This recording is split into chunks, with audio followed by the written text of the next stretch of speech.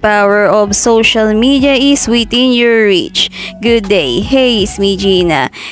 And so, nagaya ang ate ko lumabas para sa last minute ng mga pinsan namin sa school per back to school next week.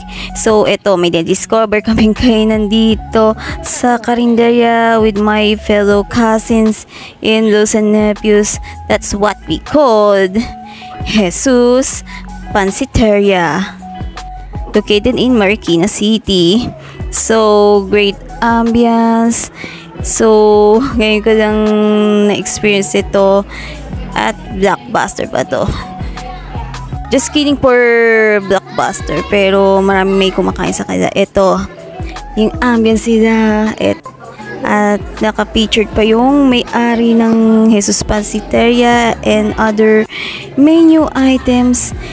But the best part is large serving pa ito. Pero habang kami naghihintay, ito, busy muna ito sa mga...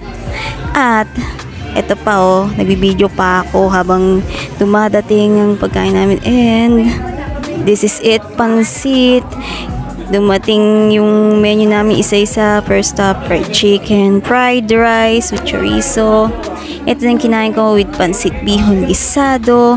Pero, late na akong dumating yung mala pansit lomi. Pero, sa dala ng kasyungatan ko, hindi ko nakunan yung pagsubok ko. Baka sitayin ako ng ate ko.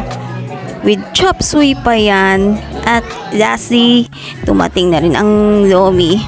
So, takam na takam kasi ako. Ang paan ko naman lumamon, char. So, this is it, pansit. Ito lang yung kinain ko. And for grand finale, we're done to eat.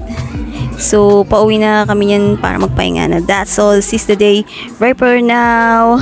Don't forget to like, subscribe, hit the bell. Is the key. Don't skip ads. Para today ang ligaya. Okay.